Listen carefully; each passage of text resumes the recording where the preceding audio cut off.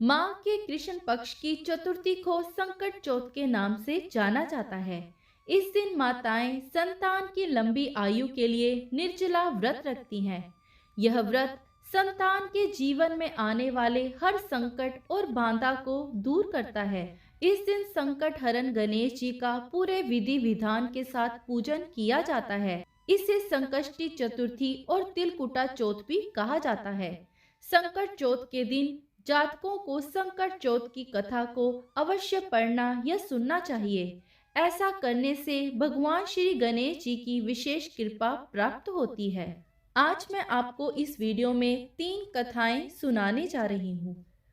पौराणिक कथा के अनुसार एक बार माँ पार्वती ने अपनी मैल से एक बालक का निर्माण किया, जिसका नाम विनायक रखा। स्नान घर के बाहर उन्होंने अपने पुत्र गणेश जी को खड़ा कर दिया और उन्हें रखवाली का आदेश देते हुए कहा कि जब तक मैं स्नान कर खुद बाहर ना आऊं, किसी को भी भीतर आने की इजाजत मत देना। गणेश जी अपनी माँ की बात मानते हुए बाहर पहरा देने लगे। उसी समय भगवान शिव माता पार्वती से मिलने आए, लेकिन गणेश भगवान ने उन्हें दरवाजे पर ही कुछ देर रुकने के लिए कहा। भगवान शिव ने इस बात से बेहद आहत और अपमानित महसूस किया। क्रोध में आकर उन्होंने भगवान गणेश पर त्रिशूल का वार किया, जिससे उनकी गर्दन दूर जाकर गिरी। स्नान घर के बाहर शोरगुल सुनकर जब माता पार्वती बाहर आई तो देखा कि गणेश जी की गर्दन कटी हुई है। यह देखकर माता पार्वती बहुत क्रोधित हो गई और उन्होंने रौद्र रूप धारण कर लिया। उन्होंने शिवजी जी से कहा कि गणेश जी के प्राण फिर से वापस कर दें। इस पर शिवजी ने एक हाथी का सिर लेकर गणेश जी को लगा दिया। इस तरह से गणेश भगवान को दूसरा जीवन मिला। गज मस्तक होने के कारण माता पार्वती के यह पुत्र गजानन यानी कि श्री गणेश कहलाए। जिस दिन यह घटना हुई उस दिन माघ माह के कृष्ण पक्ष की चतुर्थी तिथि थी। इसीलिए संतान की उन्नति के लिए संकट चौथ यानी कि संकट चतुर्थी के दिन श्री गणेश जी की पूजा के साथ साथ माता पार्वती की पूजा भी की जाती है और इस दिन माताएं अपने बच्चों के लिए व्रत करती हैं। आइए अब हम दूसरी कथा को सुनते हैं। एक बार रावण ने सभी देवताओं को जीत लिया था और मंदानंद हो संध्या कर रहे बाली को पीछे से जाकर पकड़ लिया।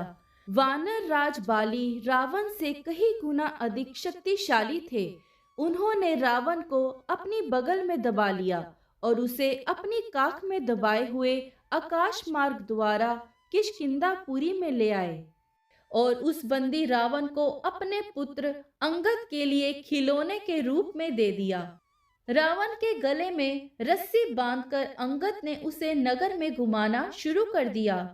विश्व विजय रावण की ऐसी हालत देखकर सभी नगरवासियों ने अट्टहास किया। जनता कहने लगी, अरे देखो तो सही, यह विश्व विजेता रावण आज राजकुमार द्वारा सड़कों पर घुमाया जा रहा है। पूर्ववासियों की बात से रावण बहुत लज्जित हुआ और उसका गर्व चूर हो गया।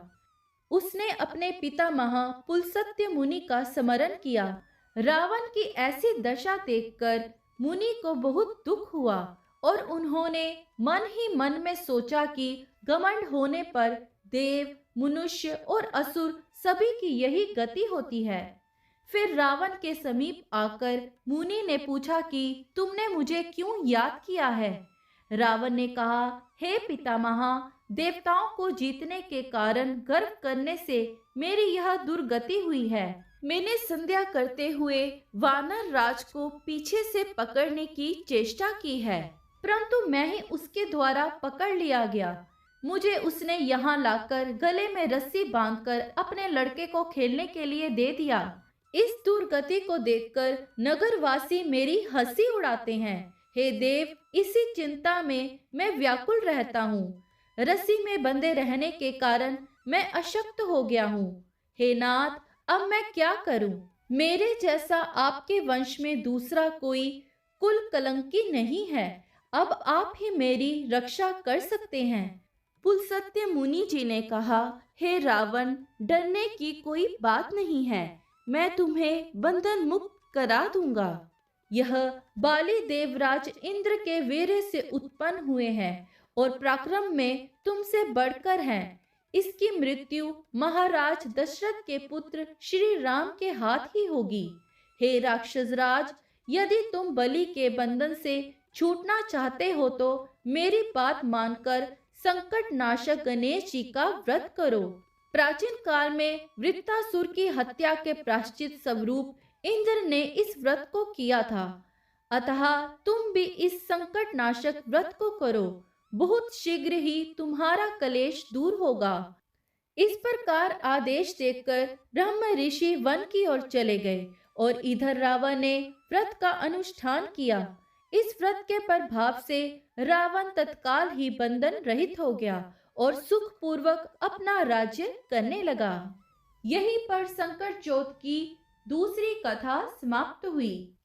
आइए गणपति जी का ध्यान करते हुए संकट चौथ की तीसरी कथा को सुनते हैं।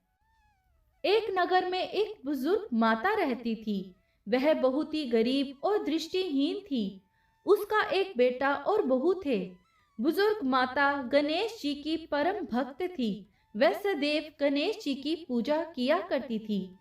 एक बार उनकी भक्ति से प्रसन्न होकर उस बुजुर्ग माता के घर भगवान गणेश प्रकट हुए और उनसे वर मांगने को कहा। हालांकि बुजुर्ग माता को गणेश जी दिखाई तो नहीं दिए, लेकिन वह उनकी उपस्थिति महसूस कर पा रही थी। जब गणेश जी ने बुजुर्ग माता से वरदान मांगने को कहा, तब माता बोली, मुझसे तो मांगा नहीं जाता, कैसे और क्या मांगू। तब गणेश जी बोले, अपने बहू और बेटे से पूछकर मांग ले।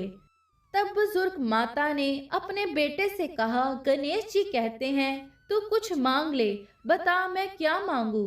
पुत्र ने कहा, माँ तू धन मांग ले। बहू से पूछा तो बहू ने कहा, पोता मांग लो। तब वृद्धा ने सोचा कि ये तो अपने अपने मतलब की बात कर रहे हैं। अंत में बुजुर्ग माता ने गणेश जी से वरदान में सिर्फ और सिर्फ उनकी भक्ति ही मांगी। यह देखकर गणेश जी बहुत प्रसन्न हुए और कहा कि तुम चाहती तो अपने घर परिवार के लिए बहुत कुछ मांग सकती थी और अपनी आंखों की रोशनी भी मांग सकती थी, लेकिन तुमने सिर्फ भक्ति को चुना। तब गणेश जी ने उस वृद्ध माता को संसार के सभी सुख प्रदान किए। साथ ही श्री गणेश जी ने उनको वरदान दिया कि उनका बेटा और बहू सदैव उसकी सेवा करते रहेंगे और उन्हें जल्दी ही पोते पोती का सुख भी प्राप्त होगा। और यह कहकर गणेश जी अंतर्ध्यान हो गए। हे गणेश जी महाराज, जैसे आपने उस बुढ़िया माता को सब कुछ दिया, वैसे ही सबको देना। बोलिए प्रथम पूज्य गणपति महाराज की जय। शिव भोलेनाथ माँ पार्वती की जय। आप सबका दिन शुभ रहे। धन्यवाद।